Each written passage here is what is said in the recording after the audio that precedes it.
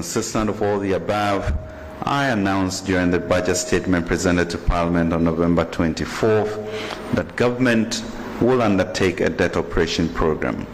We presented to you the contours of the domestic debt exchange program yesterday. As you are aware, we established a consultative committee to work with the financial sector and incorporated their advice in our decisions. Today, we are here to officially launch Ghana's domestic debt exchange program. The objective of this program is to alleviate the debt burden in a most transparent, efficient, and expedited manner. In this context, by means of an exchange offer. The government of Ghana has been working hard to minimize the impact of the domestic debt exchange on investors holding government bonds. In particular, it does not embed any principal haircut on eligible bonds as we promise. Let me repeat this fact as plainly as I can. In this debt exchange, individuals holding domestic bonds will not lose, are not affected by the value of their investment will be retained. So let us remove any doubt and discard any speculation that the government is about to cut your retirement savings or the notional value of your investment. This is not the case. As already announced, Treasury bills are completely exempted and all holders will be paid the full value of their investment on maturity. There will be no haircut on the principal of bonds. Individuals who hold bonds would also not be affected at all. Our domestic debt operation involves an exchange for new Ghana bonds with a coupon that steps up to 10% as soon as 2025, with zero interest in 2023 and the first interest payment in 2024 and longer average maturity for the bonds. Existing domestic bonds as of 1st December 2022 will be exchanged for a set of 4 new bonds maturing in 2027, 2029, 2032, and 2037. Predetermined allocation ratios are as follows: 17% for the short bonds, 17% for the intermediate bonds, 25% for the medium-term bonds, and 41% for the long-term bonds. The annual coupon on all these new bonds will be set, as I mentioned, at 0% in 2023, 5% in 2024, and 10% from 2025 until maturity. Coupon payments will be semi-annual. For emphasis, this domestic debt exchange program will not affect individual bondholders. This domestic debt exchange is part of a more comprehensive agenda to restore debt and financial sustainability.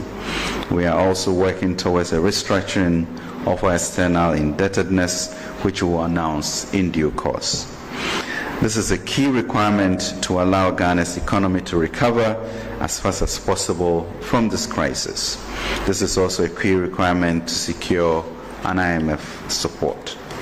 We are confident that of the measures we are putting in place, including those outlined in the 2023 budget statement and underpinned by a successful IMF program, Ghana will witness a stable and thriving economy from 2023.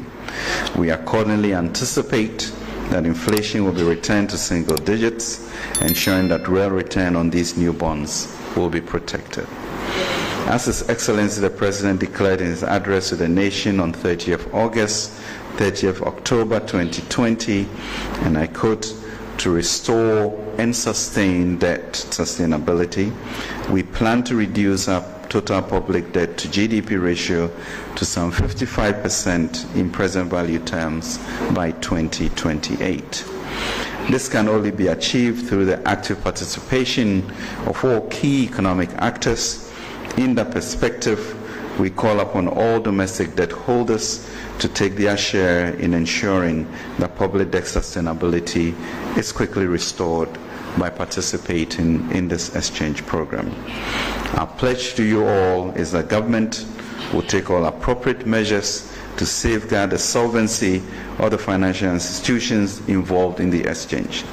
Thanks to well-targeted regulatory measures and the creation of a financial stability fund, banks, pension funds, insurance companies, fund managers, and collective investment schemes will be supported to ensure that they are able to meet the obligations to their clients as they fall due. For this reason, the Governor of the Bank of Ghana will follow suit with details of the necessary assistance in due course. We have also dialogued extensively with regulators across the financial sector, including the Securities and Exchange Commission, National Insurance Commission, and the National Pensions Regulatory Authority, to agree that regulatory forbearance will be provided to all entities whose financial position is adversely affected by virtue of participating in this exchange. This debt exchange provides an orderly way to put our economy back on track. These efforts will be complemented by fiscal measures to protect the neediest and most vulnerable in society. The government expects overwhelming support to this exchange, and in truth, the success of this necessary endeavor depends, of course, upon the public's cooperation. That would also mean the media being helpful in disseminating the right information to economic actors. We are all in this together, and we intend to get out of this together.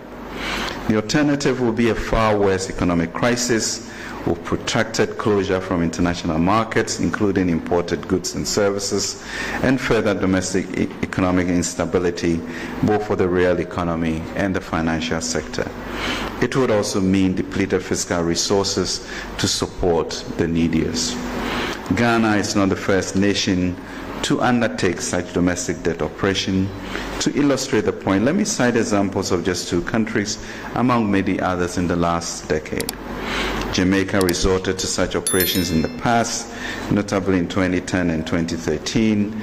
In both cases, it shows the sense of responsibility of the American people and proceeded through a voluntary approach. The approach was highly successful, as more than 99% of holders of domestic bonds participated in the exchange. On the contrary, in the case of Greece, the authorities chose to undertake a coercive approach, whereby a law was passed to force people into participating. We intend to avoid as much as possible the Greek approach as we strive to reach a consensual solution with our bondholders, which really is the Ghanaian way. In any case, the good news is that the domestic debt exchange has yielded positive results both in Greece and Jamaica and many others, and will certainly put our economy on a much stronger footing. Greece, as you know, has now recovered full market access. We certainly anticipate a similar success story in Ghana. I want to assure you about the government's commitment to do what is necessary to ensure that we succeed. Ladies and gentlemen, today's announcement is a major policy step that the government is taking over the short period to restore macroeconomic stability, achieve debt sustainability, and get the economy fully back on track in order to create and protect jobs, provide and enhance incomes, foster strong and inclusive growth led by exports, and restore hope to the Ghanaian people. In all humility, I wish to remind each and every one of us that Ghana is the only home we have. Its progress and prosperity are our collective duty. We have overcome many challenges and risen to the occasion many times before. We are a resilient society. Thankfully, today our development is in a far more advanced stage than before when other challenges confronted us. We have made big progress over the years, and the progress before us is even greater. This is another challenge which we must surely overcome, and overcome we must for our sake and for the sake of our children. Together we can beat this. Our ultimate goal, when all is done, is to put our nation into a sustainable development path, one of fiscal responsibility and rectitude, economic stability and growth that will truly translate into improving the lives of the people and all of the nation's economic actors, including investors. Your support, fellow Ghanaians, can help us realize this ambition. I say this because I know that together we shall triumph, and as in the days of Nehemiah, let us all rise up, family by family, and rebuild together. Let us make our income budget a reality. Thank you, and may God bless our homeland, Ghana. Thank you.